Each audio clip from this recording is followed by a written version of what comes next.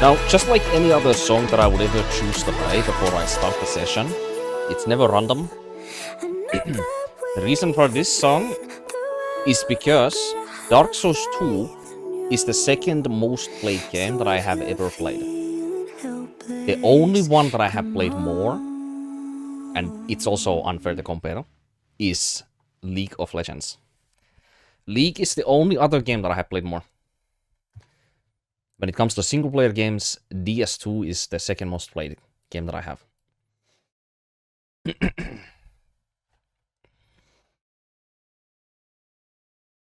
Also, YouTube video play seems to have been... it seems to be a bit broken. Yeah, for the last, like, couple days. It's very annoying. Like, it's consistently doing this error, even, like, not even inside playlists only, where it errors when it opens a video. And I've tried clearing cache, for example, on the browser, and it does nothing for it. So maybe I need to go to the newest version on Opera, because the newest version on Opera that I was at one point at had a different issue, but maybe on the very newest version that was released like a few days ago, maybe that one has that problem fixed. So I might have to take a look into that.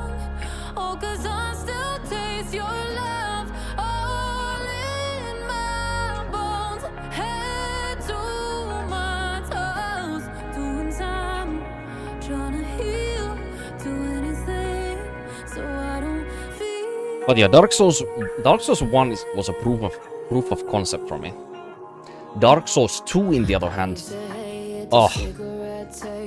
I think saying that this game has been influential, honestly, I think Dark Souls 2 is more influential for me than Dark Souls 1 ever was. Though I would have never played Dark Souls 2 if it wasn't for Dark Souls 1. But Dark Souls 2 I have easily much more fond memories out of compared to the first game. Much more.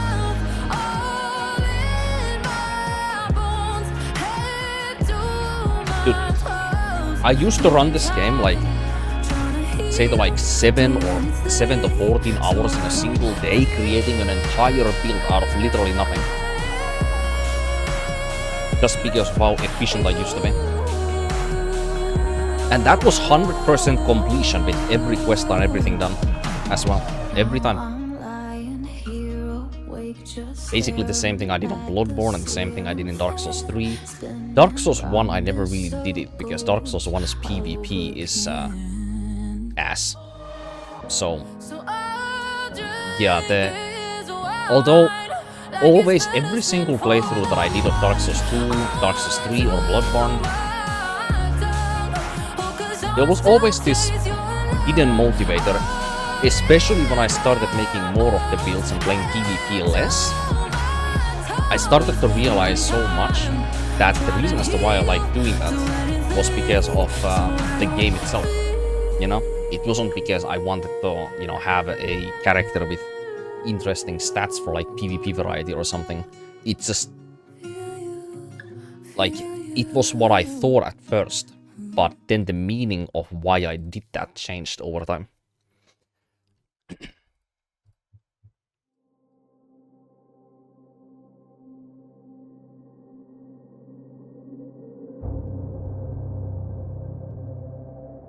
Right, so this, yeah, you are incorrect, by the way. Oh wait, no, never mind.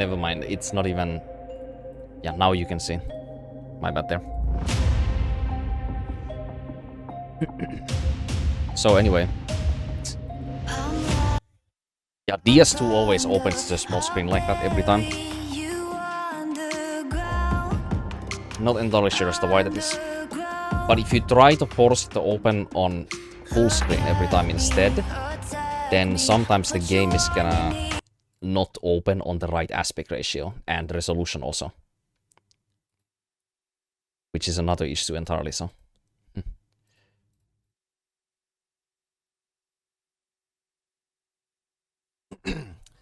Let me see. Game seems a bit quiet, so I probably have to pump up the volume.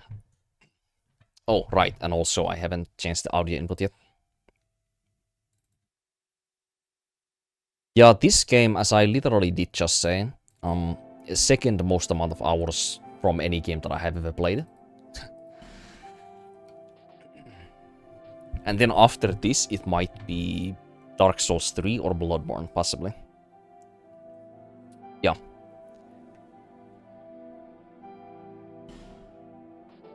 What do I have on this account?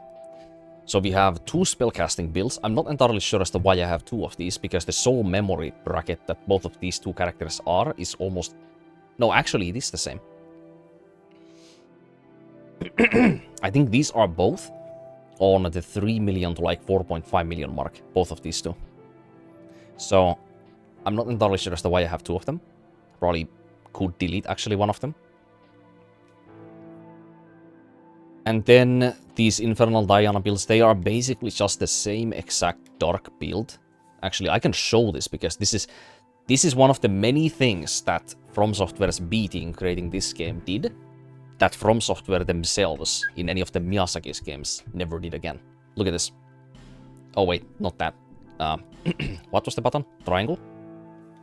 There we go.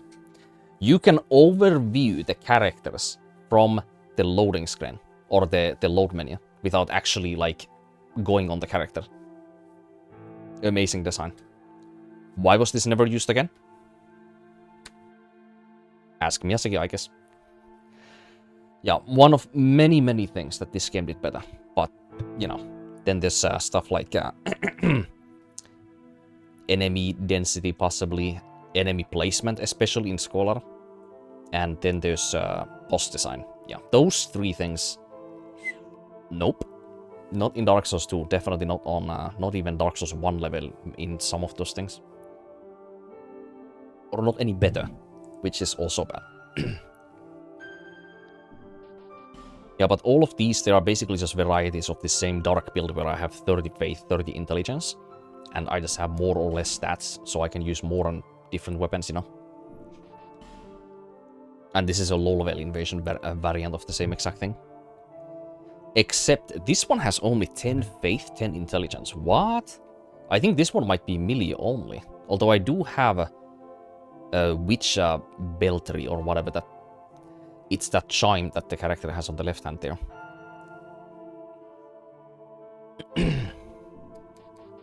But yeah, this is a cosplay build. I have another Sir Alon cosplay build actually on the PS5. Or PS4, I guess, back in the day. As well as a couple other builds also on the console too. But yeah, I got like 4 different build ideas when I was going into this game just now. 4. Like I would be interested to make maybe like 150 to 155 as a like pyromancer maybe. That would be interesting to do. Then maybe creating more like a 210 to like 290 level faith build with some pyromancers would be interesting. And then right now what I'm doing, or I thought of doing at least, I think I'm probably gonna go through with it still, is I'm gonna create... basically both of these builds are almost exactly the same, if you go look at the stats. Both have 60 attunement, 60 intelligence, 40 faith, and then there's 18 strength and 16 dexterity. The only difference between this being lower level compared to this is that this has a bit higher endurance as well as higher strength and dex. Otherwise, it's basically the same thing. And these 2 are even in the same soul memory bracket. So like essentially I don't have a reason to have both 2 of these. And I'm actually a bit puzzled as to why I have 2 of these. I do know that because of the name of this character. This character I probably created earlier at some point. I probably created this... Or actually, did I now? It does have a bit more hours on it, I guess. But yeah, this character I definitely made after playing Forspoken, because name. Tanta Frey, of course. So like, I could probably delete this easily if I'm running out of space. Or...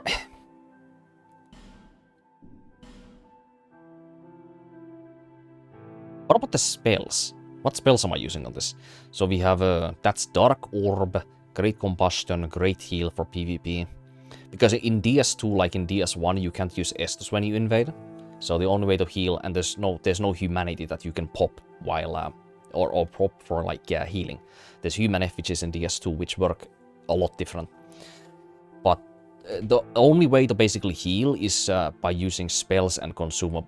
Oh wait, no, even consumables aren't allowed actually, because like life gems are not allowed if you're on if you are like a summoned invader. I think are they allowed if you are a friendly summon? I actually don't remember. But yeah, seeing like there's combinations of like dark spells here. Is that a resonant weapon? I think my eye might... No, that might actually be Twisted Barricade there. The third last spell from the bottom right there. It's either Resonant Weapon or it's Twisted Barricade. Yeah, Resonant Weapon, it uses souls to be able to buff the weapon.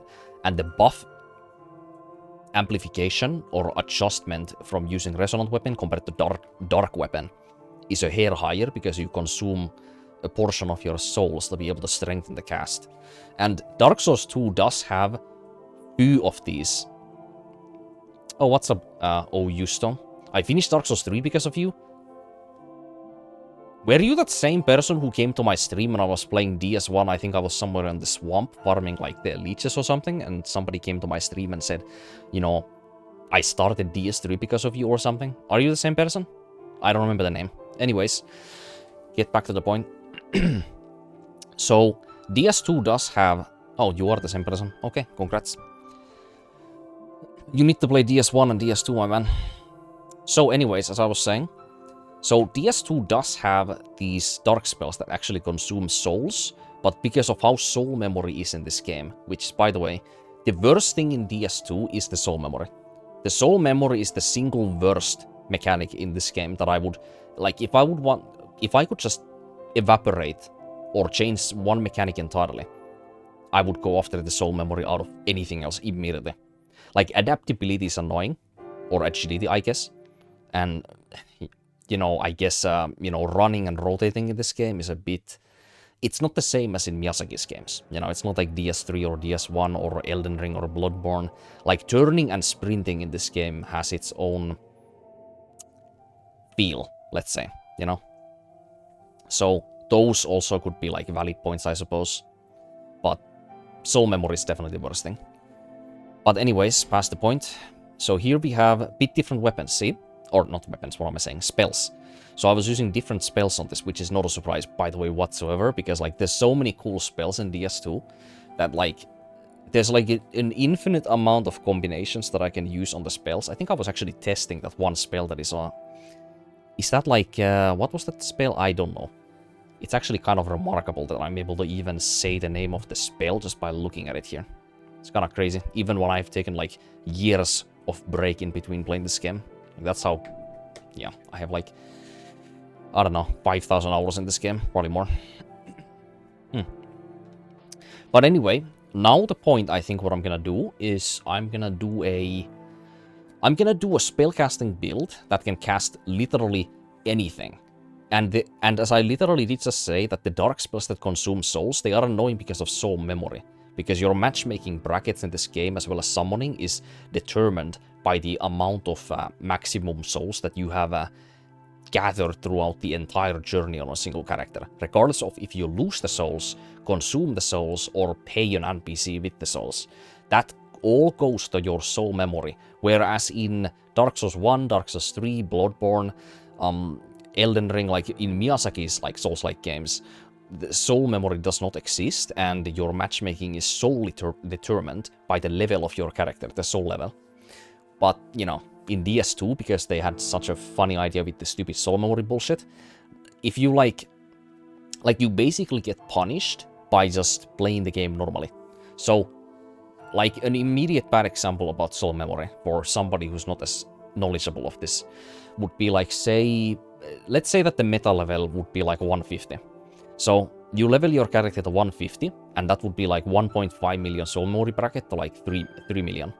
So you can invade from like 1.5 million soul memory up to like 7 million maybe.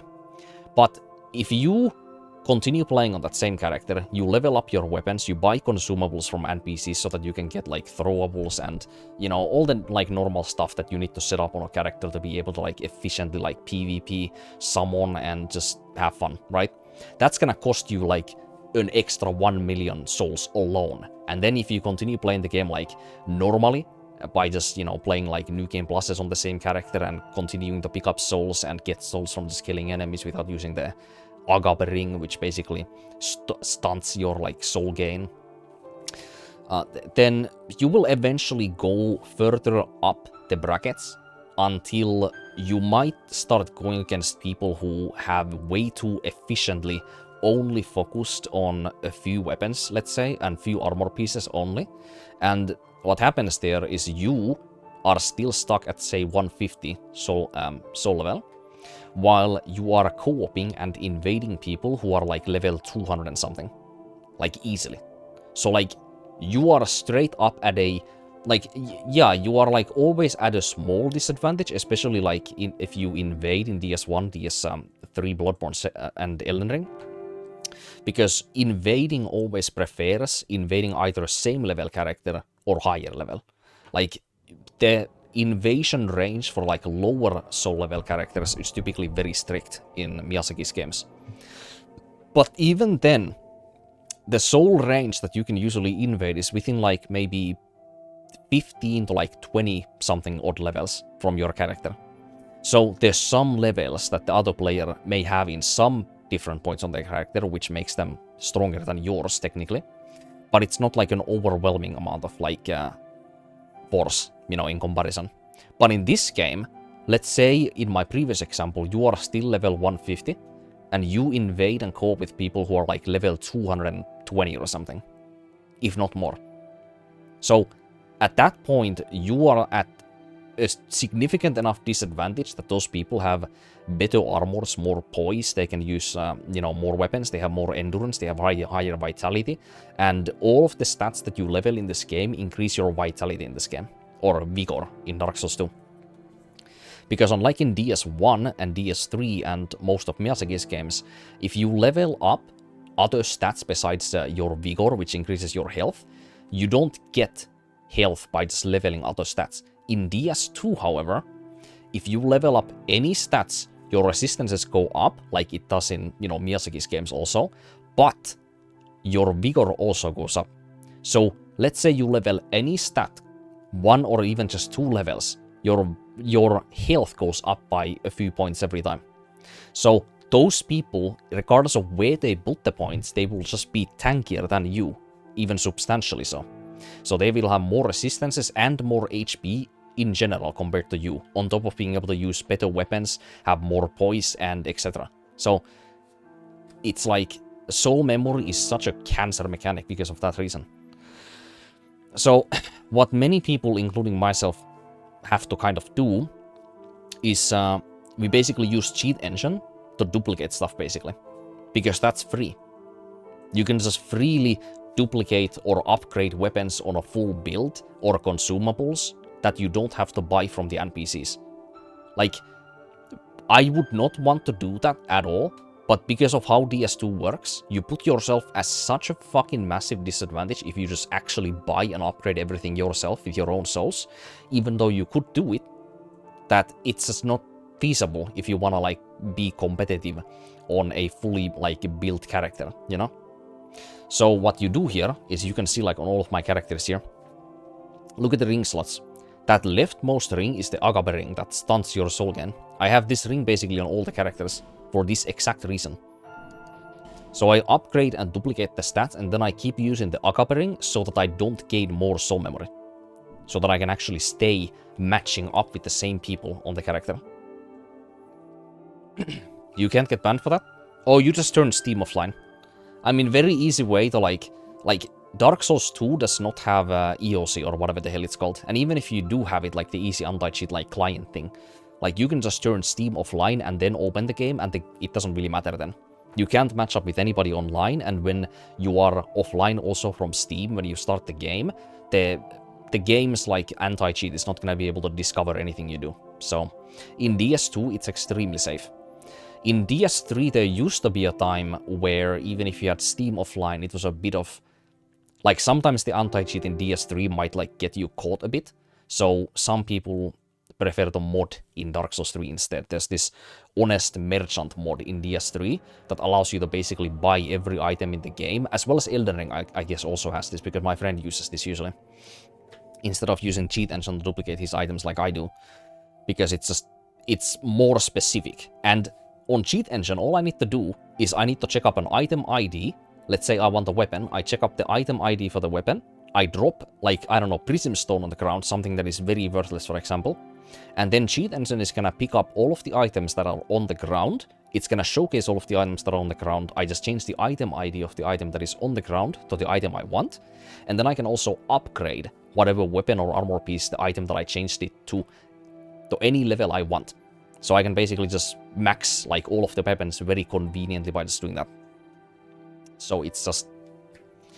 It's a lot easier than buying something from a merchant, you know, using a modded, like, shop in a game, and then you also still have to use, like, the same... Like, you still would have to use souls to upgrade the weapons.